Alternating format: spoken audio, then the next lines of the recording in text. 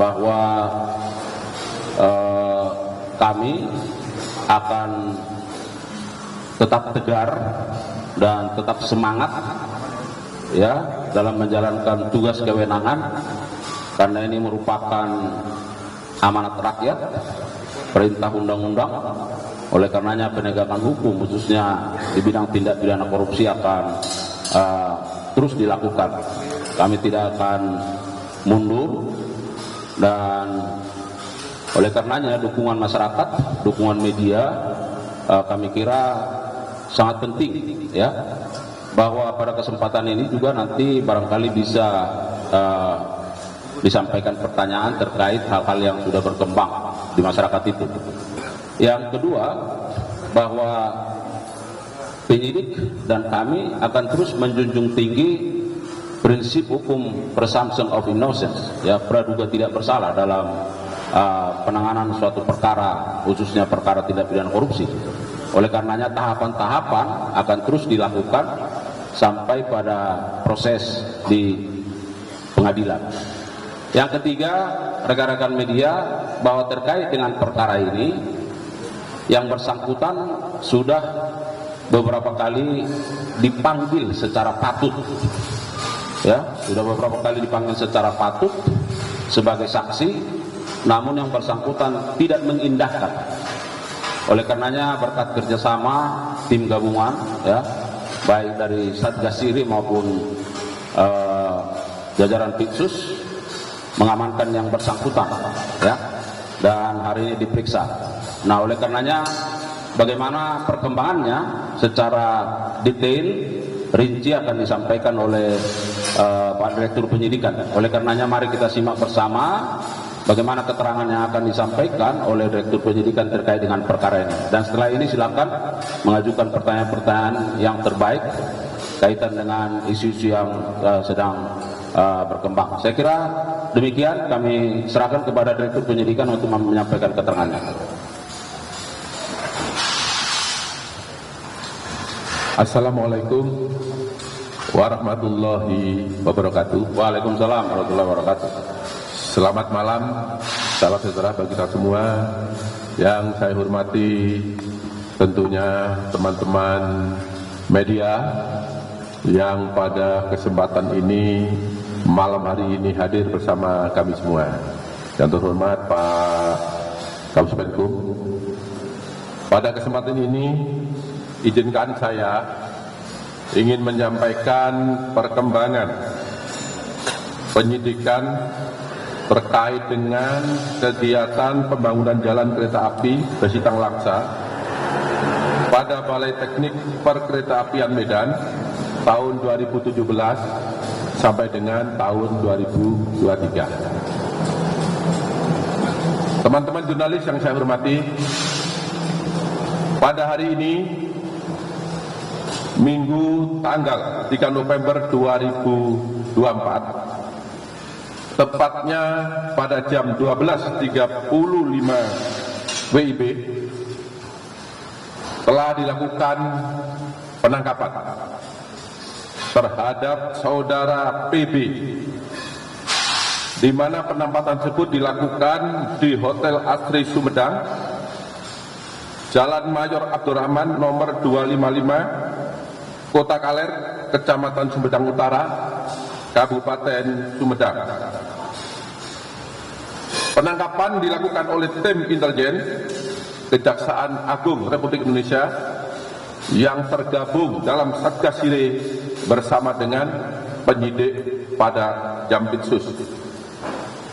Terkait dengan penyidikan perkara tindak pidana korupsi pembangunan jalan kereta api Besitang Langsa pada Balai Teknik Perkeretaapian Medan tahun 2017 sampai dengan 2023. Berdasarkan surat perintah penyidikan nomor 55 garis miring FD2 garis miring FD.2 garis miring 10 garis miring 2023 tanggal 4 Oktober 2023. Jadi penyidikan ini sudah 1 tahun.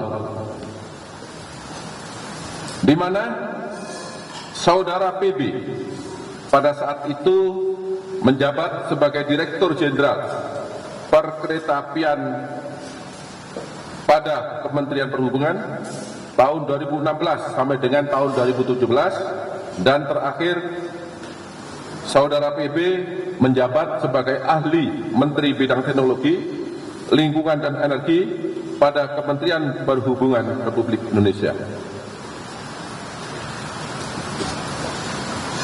Adapun kronologis dari kegiatan tersebut adalah sebagai berikut. Pada tahun 2017 sampai dengan tahun 2023, Balai Teknik Perkeretaapian atau BTP kelas 1 Medan melaksanakan pembangunan jalan kereta api Trans Sumatera Railways, yang salah satunya adalah pembangunan jalan kereta api Besitang Langsa yang menghubungkan Provinsi Sumatera Utara dan Provinsi Aceh dengan anggaran pembangunan sebesar 1,3 triliun yang bersumber dari SBSN, yaitu Surat Berharga Syariah Negara. Dalam pelaksanaan pembangunan tersebut, saudara PB memerintahkan kuasa pengguna anggaran, yaitu terdakwa NSS yang saat ini perkaranya dalam proses persidangan, memecah pekerjaan konstruksi tersebut menjadi 11 paket dan meminta kepada kuasa anggaran, yaitu saudara NSS, agar memenangkan 8 perusahaan dalam proses tender atau lelang. Kemudian Ketua Pokja Pengadaan Barang dan Jasa, yaitu terdakwa RMJ, yang perkaranya saat ini masih dalam proses persidangan, atas permintaan KPA melakukan lelang konstruksi tanpa dilengkapi dengan dokumen teknis pengadaan yang telah disetujui oleh pejabat teknis, dan pemilihan metode penilaian kualifikasi pengadaan bertentangan dengan regulasi pengadaan barang dan jasa.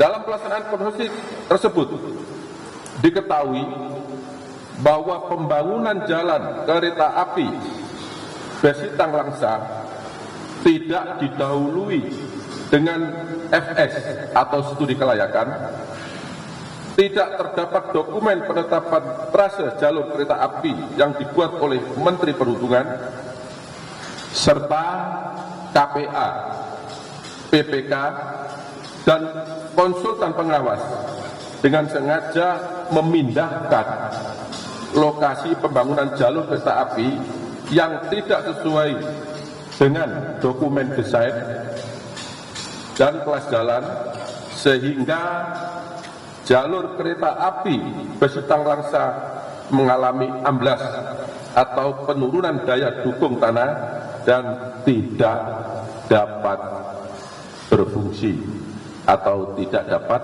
dipakai. Dalam pelaksanaan pembangunan jalur kereta api Besitang Langsa, saudara PB mendapatkan fee melalui PPK saudara AAS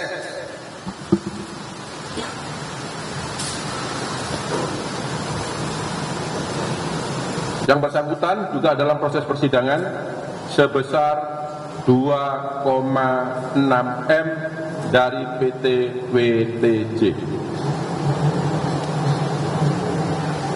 Akibat perbuatan saudara PB tersebut menyebabkan pembangunan jalan kereta api Besitang Langsa tidak dapat difungsikan, sehingga menyebabkan kerugian keuangan negara sebesar 1 triliun 150 juta miliar 87 juta 853.800 rupiah.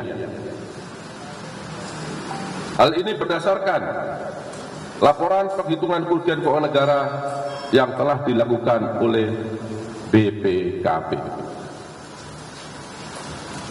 Selanjutnya, berdasarkan alat bukti yang cukup, pada hari ini, Minggu tanggal 3 November 2024, setelah dilakukan pemeriksaan secara maraton selama 3 jam, maka penyidik menetapkan PB sebagai tersangka berdasarkan surat penetapan tersangka nomor 62-F.2-F.2-11-2024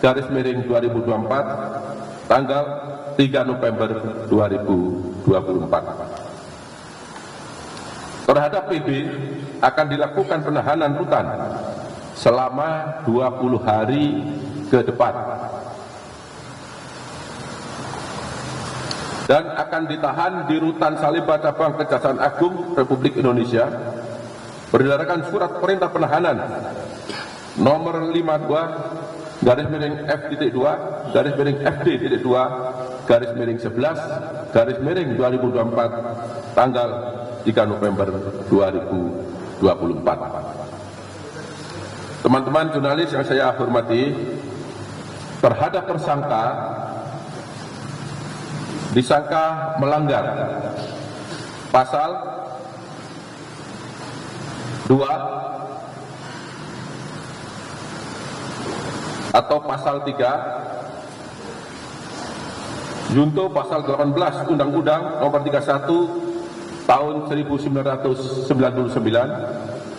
tentang pemberantasan tindak pidana korupsi sebagaimana yang diubah dalam Undang-Undang Nomor 20 Tahun 2021 tentang perubahan atas Undang-Undang Nomor 31 Tahun 1999 tentang pemberantasan tindak pidana korupsi junto pasal 55 ayat 1 ke 1 KUHP. Demikian informasi yang dapat saya sampaikan pada malam hari ini. Bila ada kata-kata yang kurang jelas, kurang berkenan, saya mohon maaf dan saya akhiri. Wabillahi taufiq wal hidayah. Wassalamualaikum warahmatullahi wabarakatuh. Waalaikumsalam warahmatullahi wabarakatuh. Rekan-rekan media, barangkali begitu update yang disampaikan oleh Rektur Penyidikan dan nanti secara resmi akan kita rilis. Silakan kalau ada pertanyaan, silakan dari Kompas. Untuk Pak dari Kompas TV, tadi soal yang kasus yang baru ini kan beberapa kan sudah di tahap persidangan, terus ada satu tersangka lagi. Nah, apakah setelah ini masih terbuka kasus untuk ada tersangka baru lagi dalam kasus ini, masih ditelusuri sama kejaksaan atau tidak? Nah, yang pertanyaan kedua itu soal Perdana kemarin kan organisasi perdana. Nah, itu apa saja yang ditanyakan ke Komlegong di pemeriksaan perdananya dan akan diperiksa lagi kapan? Ya. Yang lebih seru nggak ada? Itu jam dulu lah. Oh gitu. Silakan. Terima kasih. Bahwa dalam perkara korupsi terkait rel kereta api Bidang Langsa ini saat ini sedang dilakukan proses persidangan terhadap 7 tersangka. Kemudian dalam perkembangannya pada hari ini telah ditetapkan 1 lagi tersangka yang sudah saya jelaskan kepada teman-teman wartawan. Kemudian apakah ke depan masih ada tersangka lagi? Penyidikan ini terus berjalan. Siapapun berdasarkan alat bukti yang cukup, khususnya dalam perkara ini, maka penyidik pasti akan menetapkan yang bersangkutan sebagai tersangka bila memang, saya ulangi lagi, bila memang ada bukti yang cukup bahwa yang bersangkutan ikut melakukan tindak pidana korupsi. Cukup, Pak? Yang kedua, untuk Pak Tom Lembong kemarin hari Jumat telah dilakukan pemeriksaan dan yang bersangkutan kita mintai keterangan utamanya terkait tugas fungsi kaitannya dengan kegiatan-kegiatan yang dilakukan pada saat beliau menjabat. Ya. Kemudian apakah masih diperlukan keterangan lagi pada yang bersangkutan? Kita lihat urgensinya. Ketika penyidik masih membutuhkan keterangannya, maka akan kita undang. Begitu juga sebaliknya, bila penyidik menyatakan bahwa keterangan sudah cukup, tentu tidak kami panggil lagi. Bagaimana proses berikutnya? Saya minta kita hormati bersama-sama asas praduga tidak bersalah. Ya, kita ikuti nanti sama-sama di sidang pengadilan bagaimana pelaksanaannya dan apakah putusannya. Ya, saya minta teman-teman jurnalis sabar. Ya, cara saya itu. Katanya Selasa, Pak. Kalau kemarin kuasa hukumnya bilang pemeriksaan selanjutnya hari Selasa, itu benar nggak, Pak? Ya, kita lihat nanti ya. Nanti kan bisa disaksikan bersama. Kan teman-teman selalu ngepost di sini kan? Ya, silakan aja nanti ya dilihat. Ini cukup. Bukan, Pak, itu kan soal si PB ini pas waktu diamankan di Sumedang ini di hotel lagi sama siapa, Pak? Waktu diamankan di hotel di Sumedang ini lagi sama siapa si PB terus? Tersangka ini. Iya. Informasi tadi siang saya dapat, kemudian sore saya mundur ke sini, yang bersangkutan sedang bersama keluarga. Ya. Kemudian oleh tim Siri dari intelijen bersama-sama dengan penyidik langsung mendatangi tempat yang bersangkutan dan langsung dilakukan penangkapan. Sebagai informasi bahwa yang bersangkutan sudah kita ikuti, kita cari sudah hampir 3 minggu. Ya, jadi penangkapan dibuat tiba-tiba. Kami ingin tegakkan hukum, tegakkan keadilan. Siapapun yang terlibat, siapapun yang melakukan tindak pidana korupsi, bila cukup bukti, kami pasti akan cari. Ya. Ada barang bukti uang nggak, Pak, yang diamankan kalau satu ini, Pak? Berdasarkan hasil keterangan para saksi bahwa yang bersangkutan telah menerima fee 2,6 miliar. Waktu diamankan tadi maksudnya. Ya. Waktu diamankan apakah ada barang bukti uangnya itu maksudnya? Tidak ada. Tidak ada. Ya. Tidak ada ya. Metro. Kalau hasil dari apa sih dari proses pemeriksaan sementara ini yang uang 2,6 ini, Pak? Ya, ini kan baru tertangkap tadi ya. Ya, kita dalamilah, sabar ya. Yang pasti kita akan tanyakan kepada yang bersangkutan. Kapan dia dapat, di mana dia nerimanya, dari siapa, uang apa, berapa besarnya, dan digunakan untuk apa. Pasti kita tanyakan. Metro. Pak, balik ke Tom Lembong ya Pak ya. Ini kan pihak kuasa hukumnya mempertimbangkan untuk mengajukan atau opsi mengajukan pra peradilan karena ada kejanggalan-kejanggalan katanya termasuk penahanan Tom Lembong. Nah, respon kita pun seperti apa? Ya, tanyakan pada pihaknya Pak Tom Lembong ya.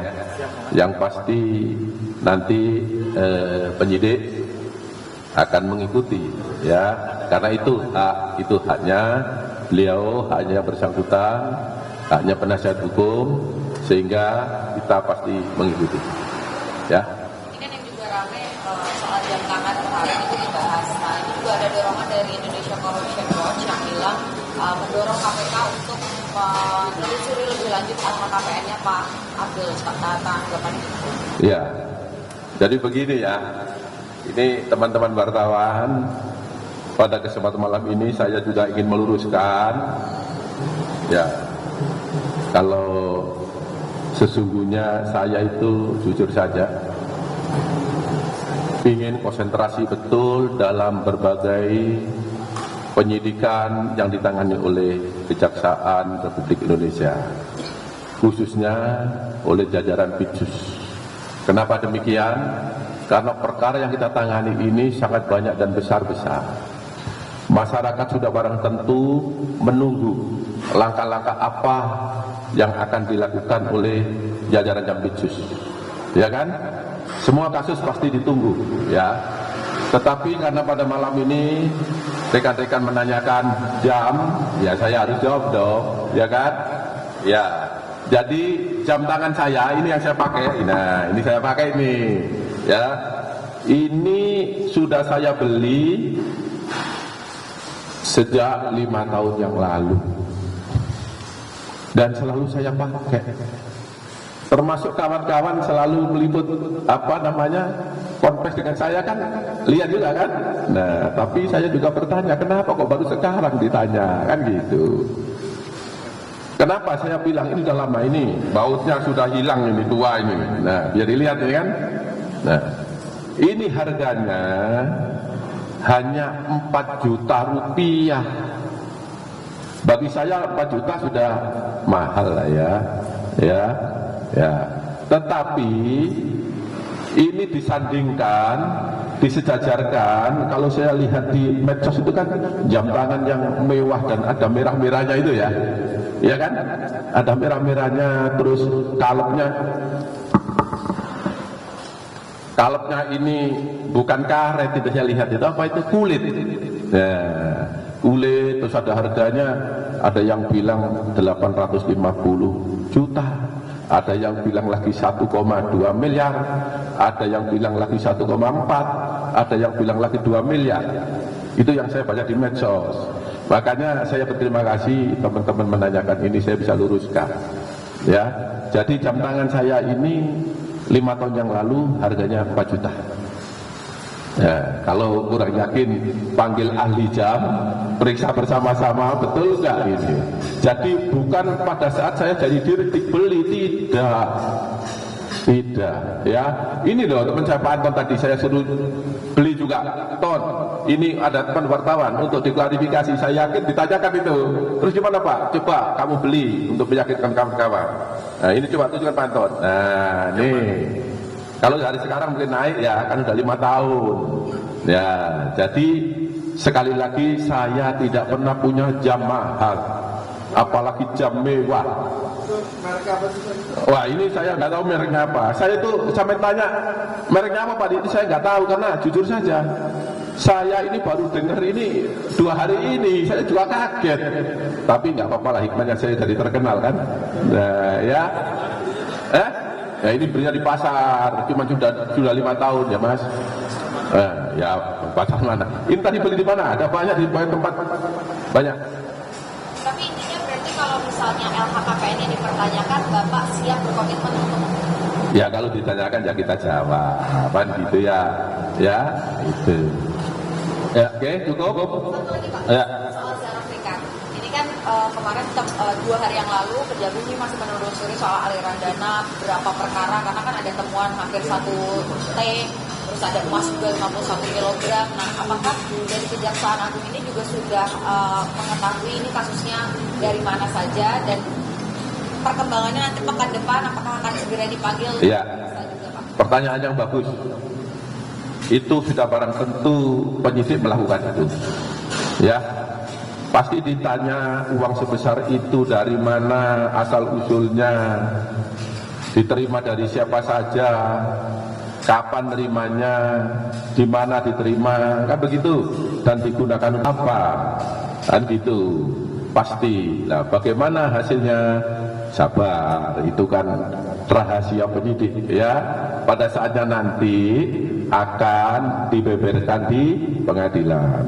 Kembali lagi saya sampaikan, kita hormati asas praduga tidak bersalah. Ya, kita sama-sama. Ya, yang terakhir saya meminta kepada teman-teman wartawan, jurnalis, tolong sampaikan informasi yang benar. Saya minta tolong ya, informasi yang benar itu informasi yang dengan fakta dan alat bukti kepada masyarakat, ya. sehingga masyarakat itu menerima informasi yang memang dapat dipertanggungjawabkan, sehingga tidak menimbulkan kesimpulan yang berbeda. Itu aja harapan saya. Karena masyarakat ini pasti sebagian besar hanya mendengar, ya kan, dan menyaksikan atau membaca. Nah, sementara teman-teman kan yang di lapangan. Nah, ini saya mohon dengan hormat terhadap suatu persoalan, mohon itu yang disampaikan sehingga tidak menimbulkan opini yang berbeda. Itu aja harapan saya ya. Ya, kritik masyarakat saya senang karena itu lebih mendorong kita, ya, kritik masyarakat sebagai kontrol sosial mendorong kita penyidik untuk bekerja lebih baik. Lebih baik. Kita bekerja tentu landasannya aturan hukum yang ada. Saya cukup ya? Ya, cukup ya? Cukup ya? Nggak ada lagi pertanyaan ya? Ya. Hah? Besar nggak Pak kira-kira yang maklar kasusnya Zara Bekar ini? Ya, Pengacara. tadi sudah disebutkan, ya ini sedang didalami, nanti kita lihat perkembangannya. Kita akan terus update ya. Mohon bersabar ya. Maksud saya terkait isu-isu tidak lagi ya, clear ya. Udah ya. Baik, saya kira demikian. Terima kasih Pak Direktur Penyidikan dan jajaran. Saudara rekan media, terima kasih untuk kesediaannya. Kita sudah bermalam-malam di sini ya. Kami sangat mengapresiasi kerja-kerja dari media. Semoga ini menjadi bentuk kolaborasi bagaimana kita mengedukasi masyarakat semakin baik lagi. Dan kami yakin bahwa ini adalah dukungan terhadap institusi kejaksaan untuk penegakan hukum yang lebih baik. Demikian, mohon maaf kalau ada kekurangan. Billahi taufiq wal hidayah. Assalamualaikum warahmatullahi wabarakatuh. Waalaikumsalam. Udah ya.